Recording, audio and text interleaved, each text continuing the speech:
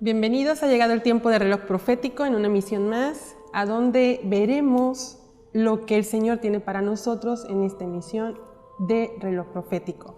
Pero antes le damos la bienvenida a nuestra querida hermana Susana. Hola. Esperamos que en este tiempo te sientas a gusto con todo lo que vamos a abordar y lo que el Señor trae para nosotros y compartirlo con la audiencia. Y para ahondar un poquito sobre el tema, la mayoría piensa que tiene el control de las cosas y los tiempos y hacemos planes y planes y planes y estructuramos muchas cosas que vamos a hacer mañana, pasado, pero ¿será que realmente tenemos en nuestras manos el tiempo para poder decidir lo que tenemos que hacer? Sorpresa, ¿no? Sorpresa. El Señor te dice, hoy no te toca, o sí te da permiso para seguir haciendo tus planes, pero creo que Él, en el transcurrir de nuestra vida, nos va enseñando que la voluntad es de Él y que es perfecta y que Él tiene un plan para cada uno de nosotros y que aunque nosotros hagamos lo que hagamos, Él siempre cumple su promesa y siempre nos regresa a donde Él nos quiere. Pero el lema del hombre es: vamos, hagamos, comamos y bebamos, que después ya nos moriremos. Ese es el lema del hombre. Sí. Lleva la vida sin tener en cuenta a Dios. Fíjate que hay otro lema que es como que dale gusto al cuerpo, ¿no? Y a tu paladar. Y lo demás ya es más vale pedir perdón que pedir permiso. Y creo que mucha de la gente se guía por eso cuando no conoce al Señor. Pero el Señor, cuando ya te habla para un propósito, es cuando te das así como contra pared y dices, wow, o sea, ¿de qué se trata? Todo lo que yo estaba haciendo, que yo consideraba que estaba bien, no tiene nada que ver con lo que realmente debo hacer. ¿Será que podemos planear las cosas para llevar nuestra vida? ¿Será que podemos hacer planes a futuro como la mayoría enseña? Fíjate que en lo personal, cuando yo empecé a conocer a la palabra y la empecé a escudriñar, sí haces planes, pero ya esperas en el Señor. Pero antes de conocerla, el hecho de hacer planes y ya tener todo preparado, ¿no? Y de repente, no sé, sale un imprevisto y fíjate que siempre no vas a poder ir de viaje, o fíjate que todo aquel estructura que hiciste para el paseo, pues fíjate que no se puede porque ya se enfermó tu mamá, ya se enfermó tu abuelita, o porque... ¿O te quedaste sin trabajo? Sí, o porque ya no tuviste el dinero, porque ya lo tuviste que invertir en la salud de tus hijos, ¿no? Entonces el Señor te va abordando de maneras diferentes, como para decir, hey, yo soy el que lleva el control. Tú nada más quieres ahí planear, pero yo soy el que determina, ¿no? ¿Qué te parece si para entrar en tema, aterrizando todo lo que el Señor nos está hablando ahorita, de los tiempos y que quién tiene el control de ellos, vamos a la siguiente nota que nos va a indicar realmente en dónde están esos tiempos, quién tiene el poder para moverlos a su libre albedrío en una voluntad perfecta y completa. Vayamos allá. Tiempo, proceso y propósito. Consideré toda la obra de Dios, la cual no puede ser descifrada por el hombre debajo del sol, pues por más que se afane en ello, el hombre no lo averiguará. Y aunque algún sabio pretenda saberlo, no por eso lo descubrirá. Eclesiastés 8:17. Qué impactante es meditar en esta palabra y constatar una vez más que Yahweh es quien tiene el control de todas las cosas, que lo que acontece a la tierra y humanidad está sujeto a su voluntad y que nada escapa de sus manos. En Deuteronomio 32:39 nos dice lo siguiente: pero ahora mirad, yo soy yo, y no hay Dios fuera de mí. Yo hago morir, yo hago vivir.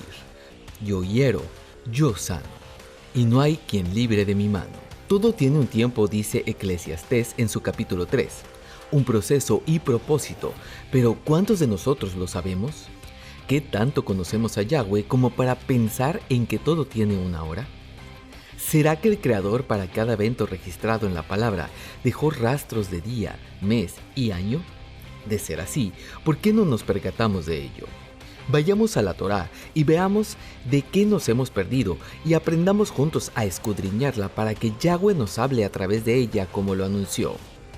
Habiendo Dios hablado en el tiempo antiguo, muchas veces y de muchas maneras a los padres por los profetas, en estos postreros días, nos habló por medio del Hijo, a quien constituyó heredero de todas las cosas, por el cual hizo también el universo. Hebreos 1 del 1 al 2. Pero también nos dice en Deuteronomio 29:29 que las cosas secretas pertenecen a Yahweh nuestro Dios, pero las reveladas son para nosotros y para nuestros hijos para siempre, para que cumplamos las palabras de esta ley. Con este fundamento divino, no nos queda más que reconocer una cosa. Aunque el hombre piense y crea que el tiempo le pertenece y que puede hacer con él lo que quiera, no es así.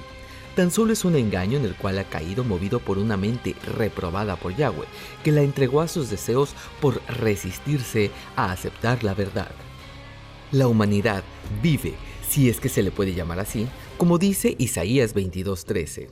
Pero he ahí gozo y alegría, matanza de bueyes, degüello de ovejas, y hartazgo de carne y de vino. Y dijisteis, comamos y bebamos, porque mañana moriremos. Sumida en el deleite, en darle rienda suelta a las bajas pasiones, la humanidad se corrompe, degrada y aniquila al continuar apartada de Dios. En donde sucesos como el diluvio, Sodoma y Gomorra son piezas clave que el Mesías Yeshua retomó para anunciar el tiempo de su segunda visitación y con ello marcar la etapa final de la historia de la humanidad como la conocemos. Todo tiene su tiempo. Y regresamos aquí a Reloj Profético y Connie. Hay algo muy interesante de lo que nos enseña la nota 1.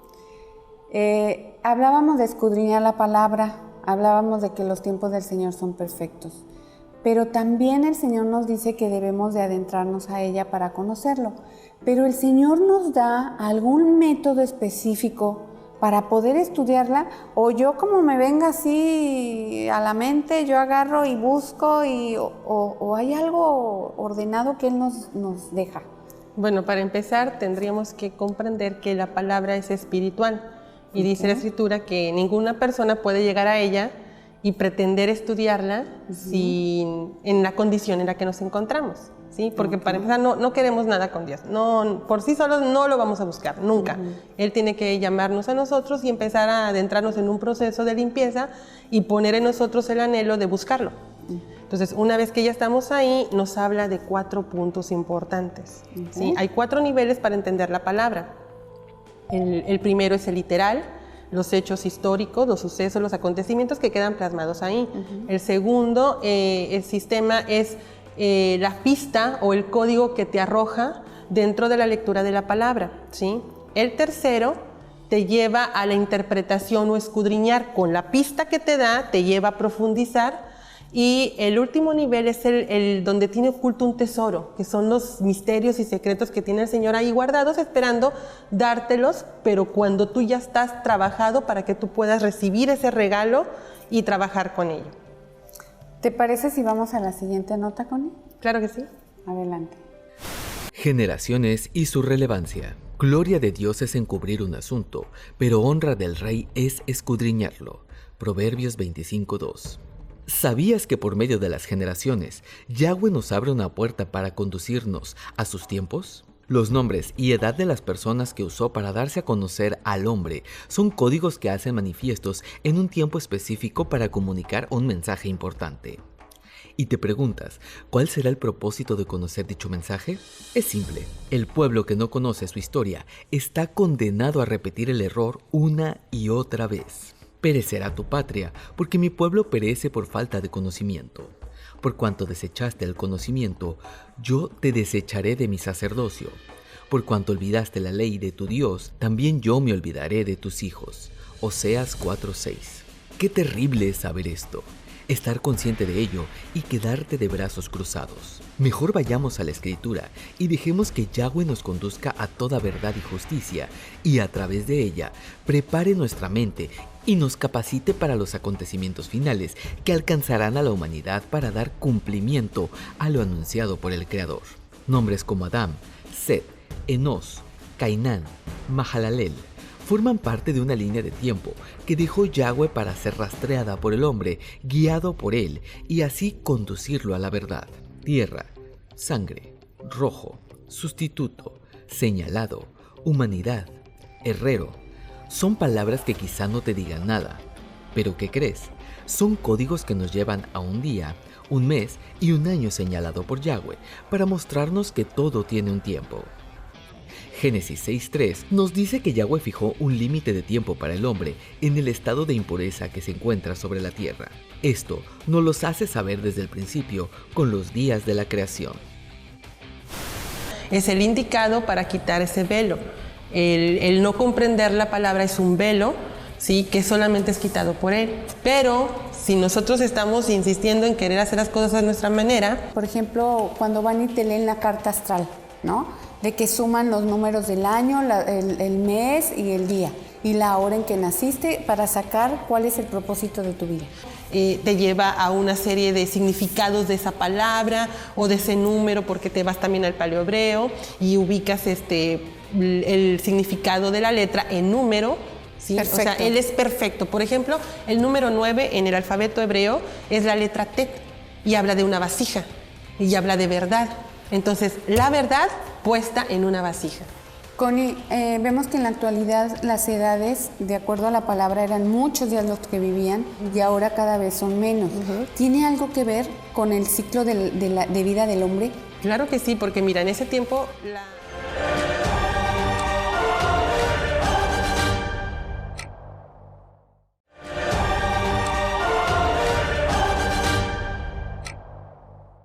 Y regresamos. Connie, con la nota que mandamos, hablábamos de la importancia de escudriñar la palabra, pero hay gente que dice que no la entiende, que no son sus tiempos. ¿Por qué lo hace? ¿Por ignorancia? ¿Porque realmente no quiere? Bueno, aquí tenemos que entender algo, que el Señor es el único que nos va a adentrar en la palabra y nos va a dar la comprensión de esta. Y eso está escrito. Por ejemplo, 2 Corintios 3 nos habla de que Yeshua es el indicado para quitar ese velo.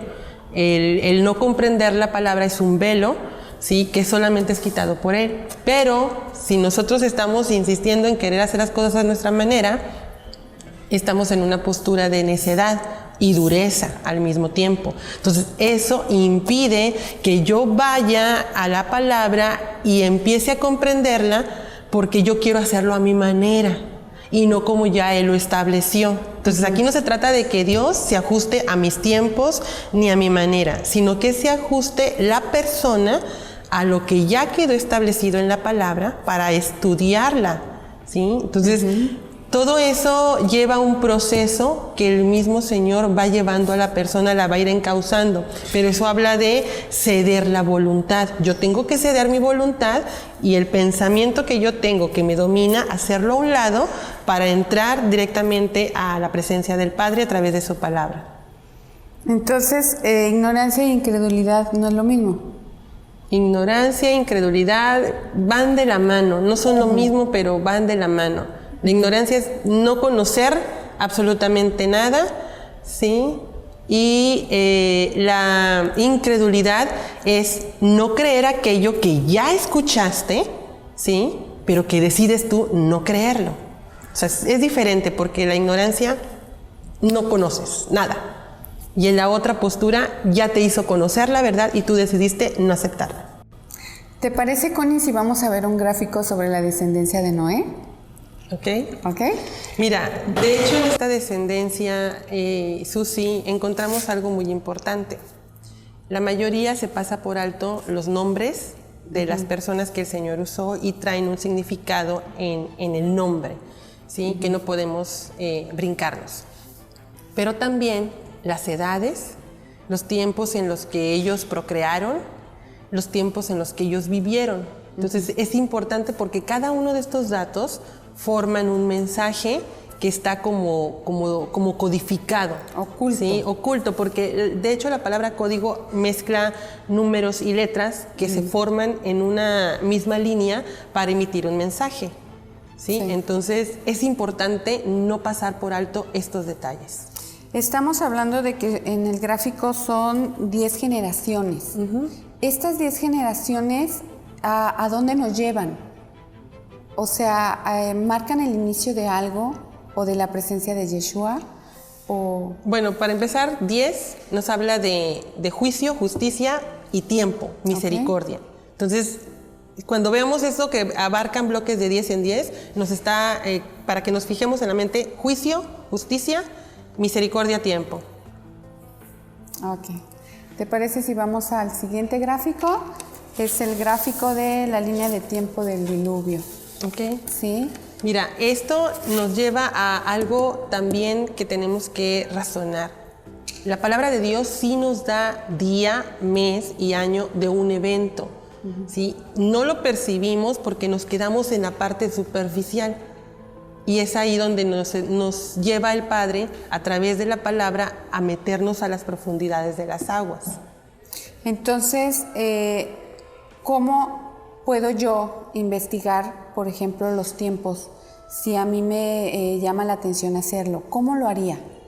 Bueno, lo primero que tenemos que hacer es tomar en cuenta los nombres del capítulo que estamos analizando, los nombres de las personas, de las ciudades, de las cosas, los detalles, las características que rodean el suceso, ¿sí?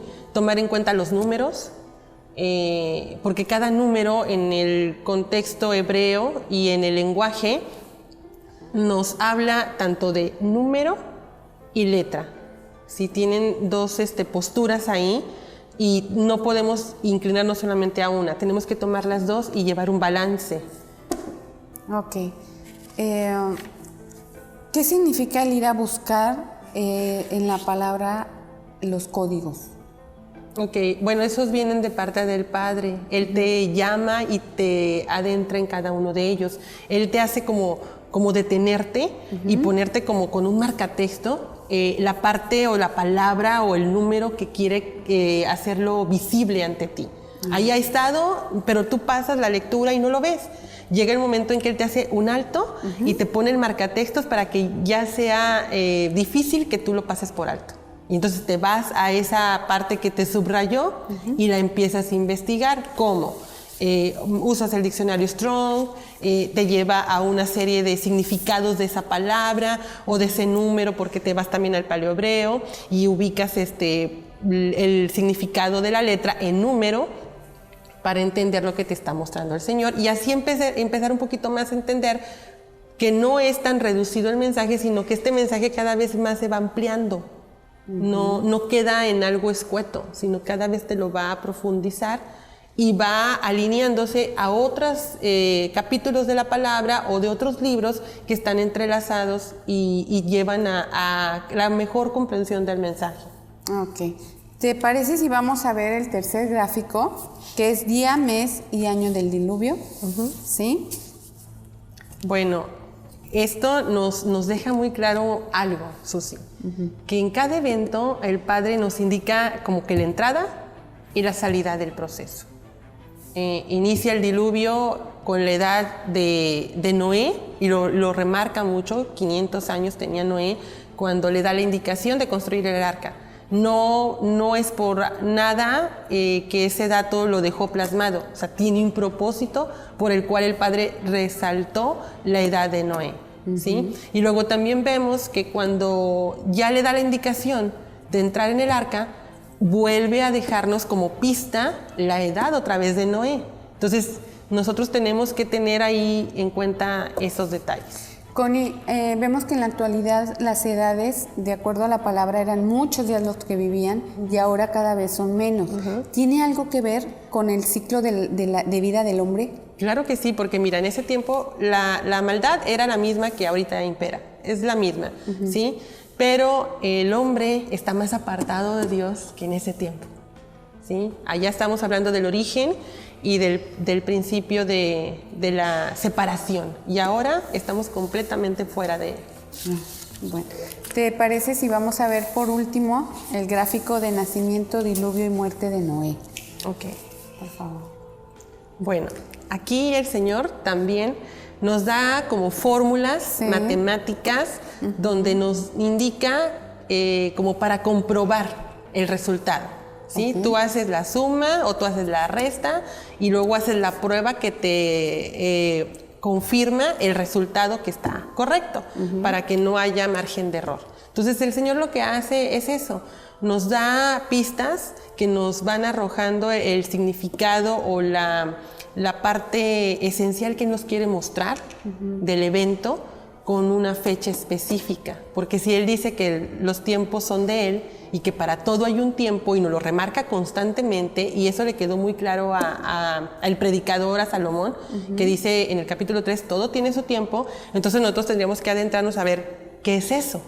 Entonces, ¿sí será que nos da señal y día, mes y año de cada evento? Pues sí, sí nos la da. Pero para ello tendremos que estar en una comunión constante con el Padre y empezar a conocer su pensamiento, que es la palabra. Connie, ¿las fechas de nacimiento de cada uno de nosotros tienen algo que ver? Bueno, si estamos hablando propiamente del nacimiento espiritual, sí, pero también el natural.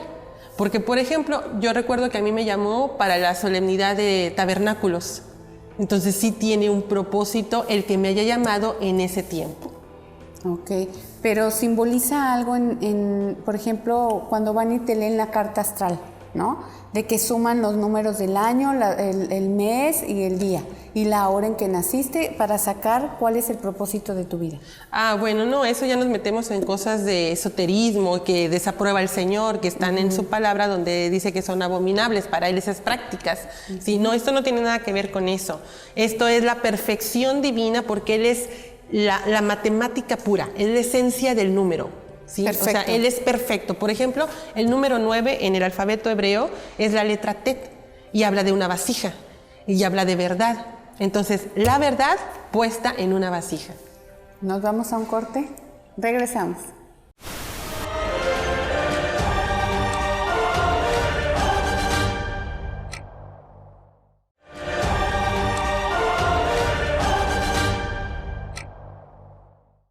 Y regresamos en nuestro bloque donde tenemos una invitada especial, la doctora Isabel Ballesta, especialista en neuropsicología. Muchísimas gracias por volver a estar aquí con nosotros, por aceptar la invitación. Muchas gracias a ustedes por la invitación, siempre es un gusto muy grande estar acá. Y el día de hoy vamos a estar hablando sobre la mente. Susi, yo te quiero interrumpir porque yo traigo una pregunta que hacerle aquí a la doctora. Muy bien. En el programa anterior nos quedamos como que a medias por el proceso de la mente y la conducta del ser humano y los tiempos que han alcanzado a la humanidad, si había un retroceso o había una mejora en el carácter o el comportamiento del ser humano. Pero aquí me mueve a hacerte esta pregunta. ¿Será que el daño que sufre el cerebro humano se puede medir? ¿Cómo lo podemos hacer y qué tan preciso es ese diagnóstico desde la perspectiva médica, clínica o científica? Bueno, los tumores, por ejemplo, las lesiones, los accidentes cerebrovasculares y eso, por supuesto, se pueden medir, se pueden cuantificar, se puede determinar las áreas del cerebro que han sido afectadas por ello. A través de diferentes procedimientos. El más común es normalmente o se hace una biopsia con extracción de tejido para saber exactamente qué es, en el caso de conocer un diagnóstico correcto. En el caso de longitud, masa y todo eso, se puede hacer a través de una tomografía axial. Normalmente se utiliza una cámara hiperbárica o se hace un estudio de tomografía axial con emisión de positrones para determinar las áreas involucradas, la respuesta a estímulos o, en dado caso, la no respuesta a los mismos. Entonces, sí se puede. Ok. Hago esta pregunta porque si la ciencia puede medir de una manera precisa un daño y dar un tiempo, mencionaste por ejemplo un tumor. Los doctores siempre que analizan a un paciente y en cuestión de cáncer, por ejemplo, diferentes tipos que hay de cáncer y también el avance que tiene, dan un aproximado de tiempo de vida para la persona, que puede ser, digámoslo, un poco exacto para que venga el deceso. Y la cuestión es aquí, Isabel, si la ciencia se aproxima a determinar un tiempo para un daño y que venga el deceso, de alguna manera está siendo movida por la mano de Dios, aunque no reconozca que viene por ese conducto el conocimiento que han adquirido. ¿Será que también en la palabra podríamos encontrar, tú que manejas tanto la parte científica como la escritura, cómo tú podrías comprender esos tiempos bajo la luz de la palabra? Pues dice la escritura que si nosotros estamos alineados a la voluntad de Dios, hay bendición. Pero si no, Él decreta tiempos para juicios específicos. Muchas veces lo que vemos como una enfermedad que emerge de la nada obedece también a desarrollos de conducta de la persona. De hecho, por ejemplo, vemos en personas hipocondríacas que inventan enfermedades y estas terminan somatizándose hasta el punto de ser ciertas y desarrollan toda la sintomatología, pero al mismo tiempo vienen arrastrando. Empezamos a investigar en la historia clínica de la persona y podemos ver en ellos rasgos de conducta autodestructivos. Y de esto nos habla la palabra. Cuando estamos fuera de lo que el Señor establece como parámetro, nuestra vida lleva otro rumbo, pues se basa mucho en las situaciones del ambiente. Entonces estamos expuestos al consumismo, estamos expuestos a la información mediática, estamos expuestos a las tendencias de moda, de alienación de estructuras sociales.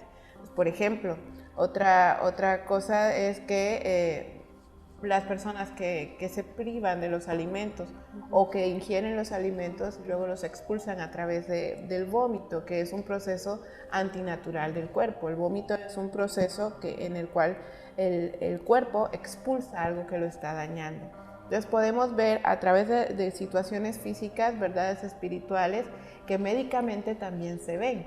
Entonces aquel que se priva del alimento es porque no controla nada de su ambiente y es una necesidad de autocontrol. Entonces necesito controlar algo en mi vida y es porque es una persona cuyos niveles de frustración con el medio son demasiado altos. Pero como no tiene un sostén mental correcto, un sostén emocional, un sostén espiritual, entonces tiende a buscar a través del cuerpo algo que le permita generar poder. Y esa es la cantidad de comida, por ejemplo, que ingiere o que deja de ingerir. Isabel, está ligado, entiendo, las emociones con la parte de los miembros del cuerpo para que se reflejen alguna enfermedad. Por ejemplo, si una persona sufre de un trastorno mental, delirio de persecución, que empiece con ese estilo de alucinaciones y cosas, ¿también repercute a lo mejor en dañar en algún órgano del cuerpo?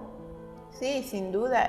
Normalmente aquellas personas que tienen ese tipo de paranoias, que están catalogadas dentro del trastorno de esquizoide o esquizofrénico, como esquizofrénicos paranoides, precisamente así se llama, desarrollan también cardiopatías, por ejemplo, porque el nivel de tensión, el nivel de estrés es tanto en la persona que obviamente hace que el cuerpo trabaje con mayor rapidez en el caso del bombeo de sangre, pero también desarrollan enfermedades hepáticas, también pueden desarrollar enfermedades vesiculares, que son órganos blandos, que están asociados a los niveles de estrés y todo lo que eso desencadena en el cerebro, como niveles altos de oxitocina, dopamina, norepinefrina, serotonina también, e incluso otras hormonas de mucho menos relevancia, pero que también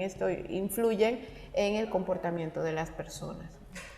Te lo pregunto porque encontramos en la palabra casos donde Yeshua entraba a las aldeas y quizás todos conocemos el caso del endemoniado de Gadara, que era una persona que tenía, según la escritura, una fuerza no manipulable, o tenían que sujetarlo por muchas personas porque era demasiado fuerte, pero la escritura nos dice que él tenía demonios, era una persona poseída. ¿Esto tiene que ver con el cerebro? Por supuesto, mira, a partir de que la medicina, después esto se deriva en la rama de la psiquiatría y después estamos hablando de que la psicología es una ciencia relativamente nueva, se desarrollan en estos estaños del comportamiento. Lo etéreo no lo podemos explicar con situaciones totalmente físicas.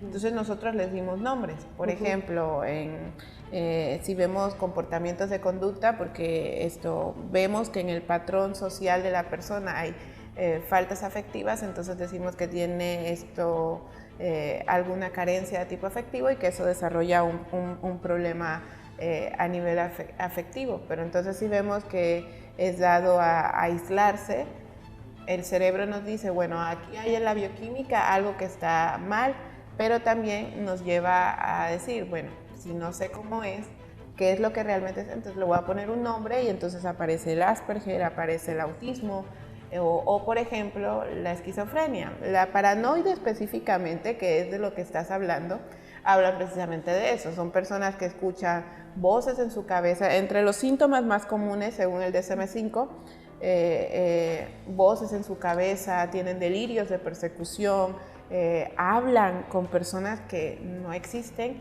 en la vista de los demás, pero en su cabeza incluso son imágenes perfectamente vívidas, con dimensión, altura, peso, como una persona común y corriente. Es de la perspectiva que tiene desde el punto médico.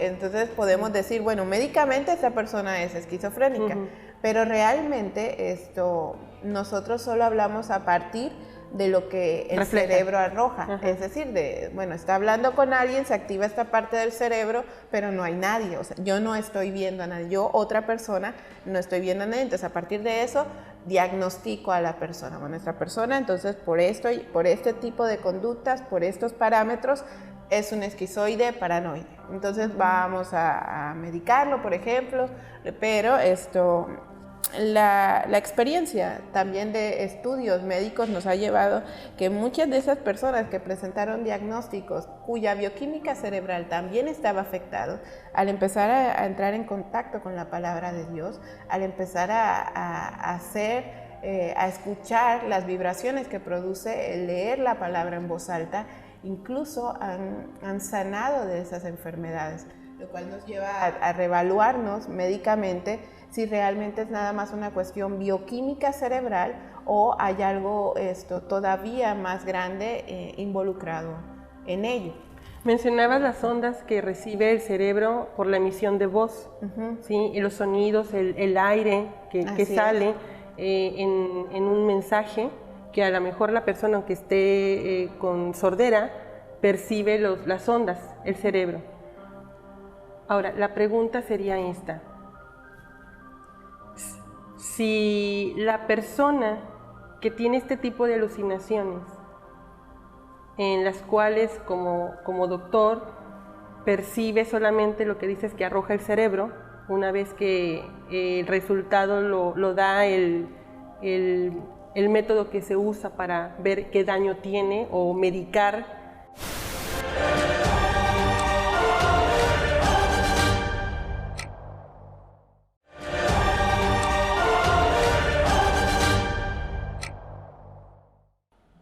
La escritura nos dice que es entidades que están ahí también emitiendo un mensaje, mandando unas ondas al cerebro para manipular tu mente y que tenga ese tipo de conductas. Mencionaste también juicio cuando hablabas de la palabra. Y hoy en día, al estudiar o exponernos a la palabra de Dios, se pasa por alto este tipo de situaciones. Se ve meramente superficial la escritura desde un contexto literal que no permite al individuo ir más allá para poder rastrear este tipo de situaciones donde podemos ver un tiempo, un patrón ya establecido de conducta, donde también podría la palabra arrojarnos, porque es el estándar que va a analizar a la persona para arrojar qué es lo que tiene esa persona. y qué tiempo se le ha dado para que salga de esa condición. Como médico entiendo que les dan droga para controlar ese tipo de conducta, pero también mencionaste que la palabra, al momento de leerla en voz alta, causa un efecto de sanidad en la persona que médicamente quizá cuesta trabajo comprenderlo. ¿Cómo entonces nosotros podríamos constatar, analizando las dos posturas, la médica y la palabra de una manera paralela, cómo podrían embonarse? ¿Será que Dios también nos habla de medicina, nos habla de astronomía, nos habla de ciencia, nos habla de cirugía en la misma escritura y nosotros no nos damos cuenta de eso? Por supuesto que sí. De hecho, si dividimos toda esa pregunta en diferentes aspectos, en el libro de Isaías el Señor es el primer que habla acerca de la redondez de la tierra, y eso hoy por hoy es un postulado verdadero, absoluto, de astronómico, y que a partir de ello el hombre ha podido desarrollar toda la ciencia astronómica, porque ya entiende y habla de diferentes cielos.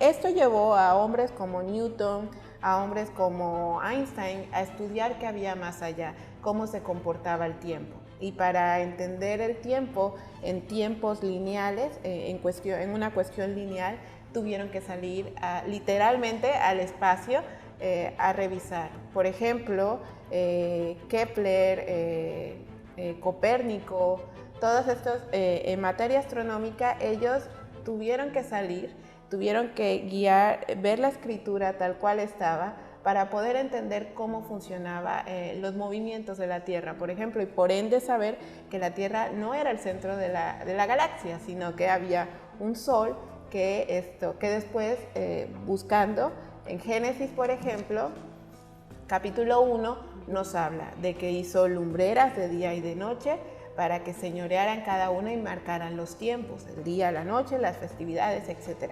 Entonces, aquí el Señor nos está hablando de astronomía básica, y a partir de allí fue la piedra angular para todo el proceso que hasta ahorita se ha llevado.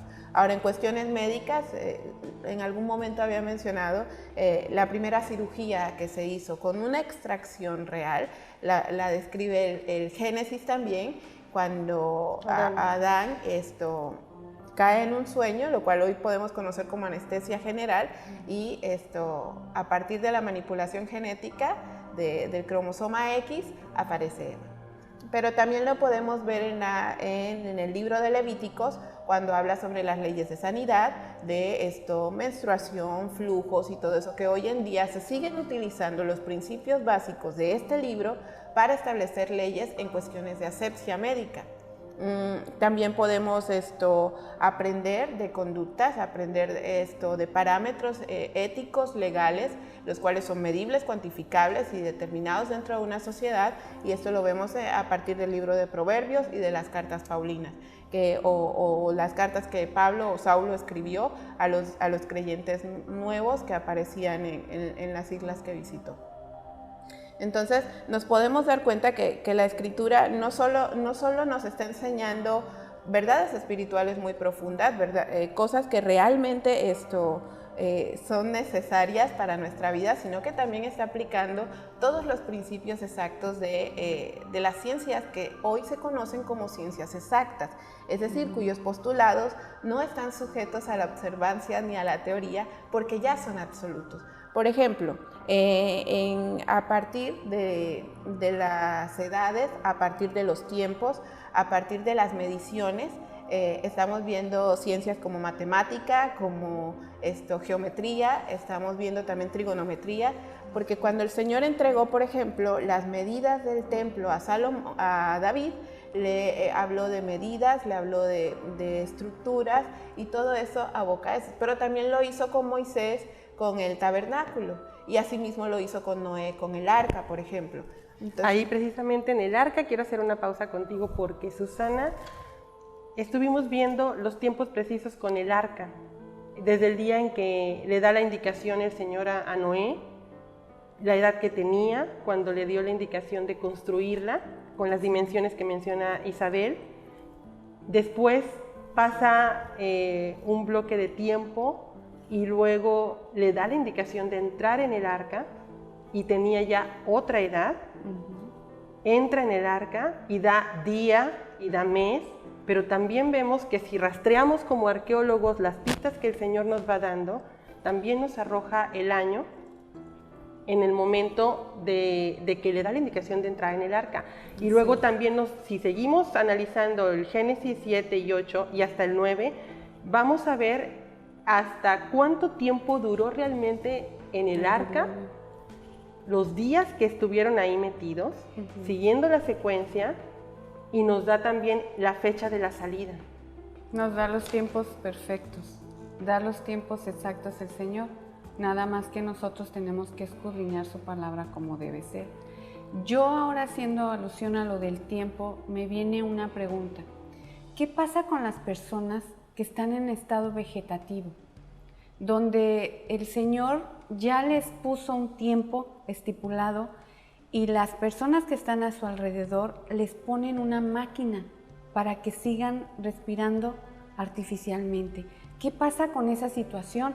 Porque entonces el Señor en su perfección ya puso un tiempo y el hombre lo está desobedeciendo. ¿Qué pasa en esa situación? Ahí hay una implicación de tipo ético por parte de la medicina. Un principio es esto, que incluso sale de aquí de la Biblia, es la preservación de la vida. Pero hay que entender una cosa, una persona no en estado vegetativo, médicamente hablando, es una persona cuyas funciones vitales cerebrales están en perfecto orden, es decir, que su corazón late por sí solo, respira por sí solo y pierde movilidad de sus miembros. Puede ser movilidad parcial motora o total motora. Pero una persona que está, en este caso, que utiliza un respirador especial para movilizar la sangre, para que a su vez promueva el movimiento del corazón, ya está muerta. Eso está hablando de que el cerebro ya no está haciendo su función y que el resto de los órganos se mantienen activos porque el cerebro, el respirador o el auxiliar vital, así se conoce esta máquina, está ayudando al corazón a bombear sangre para que esto mantenga oxigenado el resto del cuerpo y trabaje. Pero en términos médicos, esta persona se le conoce como muerte cerebral. Ya está muerta el cerebro, en donde está básicamente todo el sistema de procesamiento del cuerpo, no existe, ya ha acabado funciones. Entonces, no hay ningún elemento médico todavía que nos permita reactivar un cerebro muerto. Entonces, una vez muerto el cerebro, ya es una cuestión de tipo ético entre la familia y el hospital o el área médica donde se esté trabajando. Pero viene juicio contra las personas que están poniendo esas máquinas. Sí, la palabra dice que el Señor es el único que tiene derecho a dar la vida y a quitarla. Él sabe él sabe cuántos días nos ha dado a cada uno. Yo lo que puedo inferir a partir de estos procedimientos es que hemos malentendido el principio básico de preservación de la vida. Una vez que una persona muere, así es el tiempo que el Señor ha establecido de vida para esa persona según su voluntad y está en nosotros respetar ese tiempo.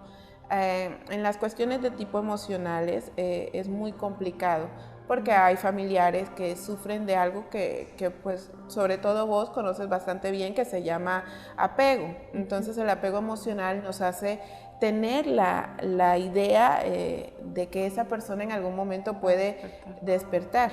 Y la verdad es que médicamente un cerebro cuyas funciones vitales, es decir, que ya no tiene actividad eléctrica, no despierta. Salvo pues así sea designio del Señor, pero incluso en ese tipo de situaciones el Señor marca esperanzas o muestra que esas situaciones pueden llegar a ser. lo podemos ver en pequeños destellos eléctricos donde el médico entonces ya puede tomar una decisión basado en algo que es concreto. Pero si no, es más una cuestión de tipo emocional y ético ya de entre la familia y el médico que esté a cargo de esa atención. Muchas gracias, doctora. Se nos acabó el tiempo. Ojalá tuviéramos más, pero ya llegamos a nuestro tiempo. Muchas gracias por estar con nosotros.